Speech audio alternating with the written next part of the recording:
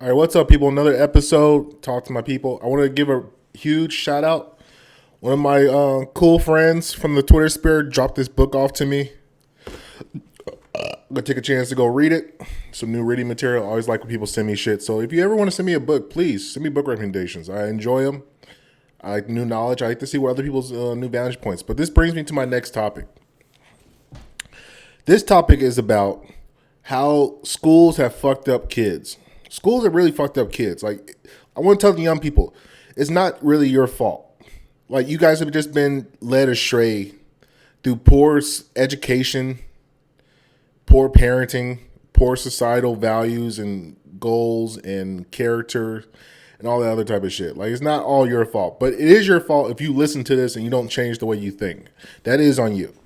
See, because a lot of you guys don't know any better. And because you don't know better, you can't do better. And I can't fault a person if they don't know any better. Like, if you're taught that robbing, killing, and stealing is the way that you should go about life, and nobody's to show you a different route, then that's what you're going to think is the way to go about it. And shit, man, like, that's just a terrible way to grow up. And that's what really happens to a lot of inner cities, is that's all kids see is motherfuckers going to jail, being dope boys, trying to be an athlete, and that's all they know, and rapping. So I want to tell you guys how the school system fucked you. See, the school system, I used to be a teacher. And one of the things I hated most about teaching, besides the bitch ass parents and the gay ass administrators, was the grading system. I don't like the idea of grades, that you're judged on a curve. That's fucking retarded to me. Because in life, you're not really judged by a curve. You're judged by what you can do and what you can't do. Either you can complete the task or you can't complete the task. Even if we go back to the ancient days of mankind, you either killed the deer and brought it back, or killed the prey and brought it back to the fucking village, or you didn't.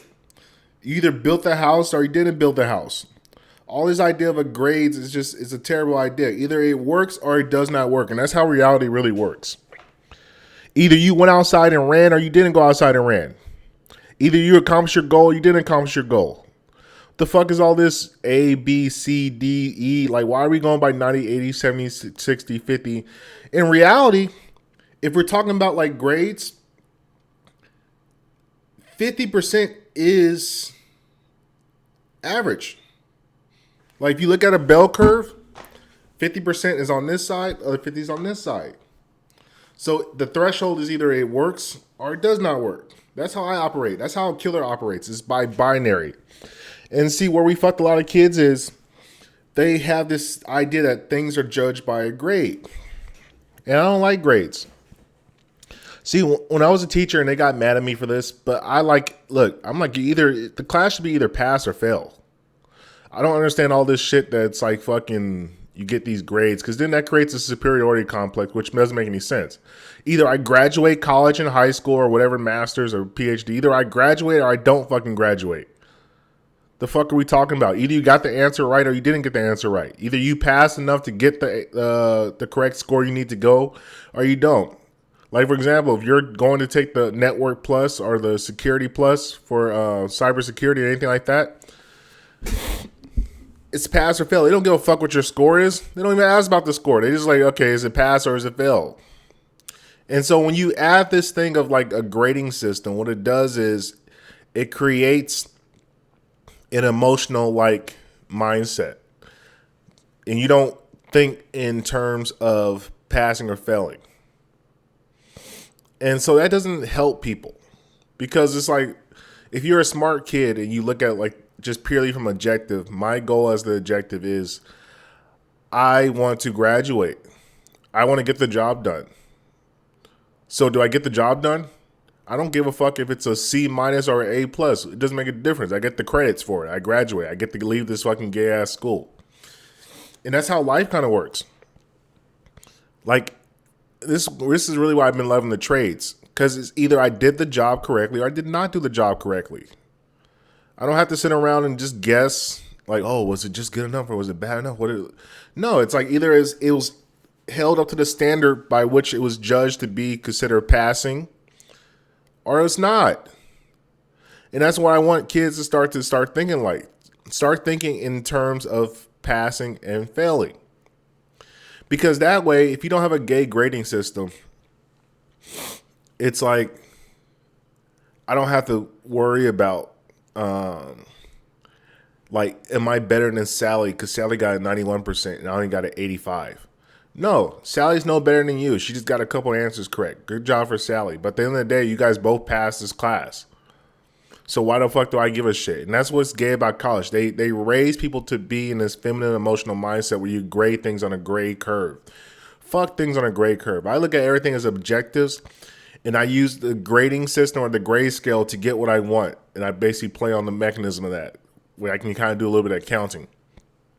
But even with that, every human is so different. Every human is so intrinsically gay. What's that gay term? Intersectionality, where every human has such a fucking diverse upbringing and background that they're not going to all say the same thing. So I can't measure how you feel or think about something. All I can really assume is, did I do the job correctly or did I not? So the school systems have really failed you in this particular realm, because you should not be thinking in terms of like getting an A or B or C. You should be thinking of yes or no. And this is why I said in my previous podcast why yes or no questions are so valuable, because it really lets you see where somebody sits or stands. And a lot of people don't like to answer yes or no questions because then it puts them in a box. And when they're in that box, they then have to be accountable for what they say, because there's now fractions being upheld. So, if, like, for example, I like to use the fight game as a particular contract and how much the shell piece on it. But the reality of the game is, look, do you want to fight or do you not want to fight? Don't give me all these things if I ask you, do you want to fight? And you start telling me, well, it depends on the date. It depends how much money I'm being paid. Fuck all that, man. I didn't ask you that shit. I said, look, do you want to show up to this date at this particular weight class? Yes or fucking no. I don't need to know everything else about that. We'll get to that point later after I get your commitment that you will actually show up, because I got to trust your word that yes or no. Now, if negotiations break down, negotiation that breakdown is on the side that's unwilling to compromise.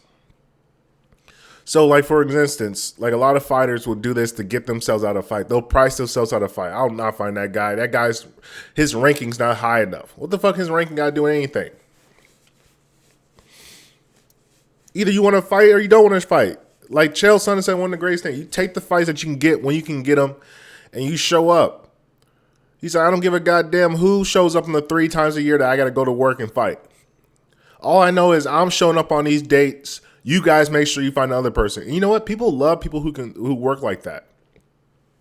If they know that you're going to show up and do what the fuck you said you're going to do. And that's why yes or no questions are so valuable. And that's why kids have been suffering so much in school, because you guys have to write these gay essays. You got to do a lot of gay shit. And when I say gay, I don't mean like homosexual, but I just mean like emotionally determinable things. Like, fuck that. I used to hate essays because it's like, what the fuck? You told me to write 5 pages. Who are you to say how you can gauge me on my 5 pages? Did I do what I did? Did I do what I was supposed to do? Was my grammar correct? Did I fulfill the requirements of what you wanted in the essay? Did I do everything that was asked of me? Then who are you to tell me that I deserve a 70% for a fucking essay? What is the difference between this person who wrote to 70% and the 80%? Same thing with fucking like this, and this is why it fucking irks me, because everybody has different sensible tastes. Like, I would get bad grades on different types of articles because they're like, well, I don't really understand what you're saying. Well, that's because you don't understand. Did you give the essay to somebody else to read to see if they can understand it? No. So we're basing off of your fucking requirements, which is stupid, because you're just a human being. You have faults and flaws just like anybody else. So why the fuck do you get to determine if my essay was worth the fucking 90%? It should be pass or fail. Did I turn the essay in on time? Did I fulfill the requirements? Yes or fucking no. Wasting all my fucking time with this nonsense, man. So I just want you guys, kids, to understand. It's not your fault. Civilization raised you guys to be bitch-ass niggas. And it's up to you to fight to not be a bitch-ass nigga. Appreciate y'all for listening.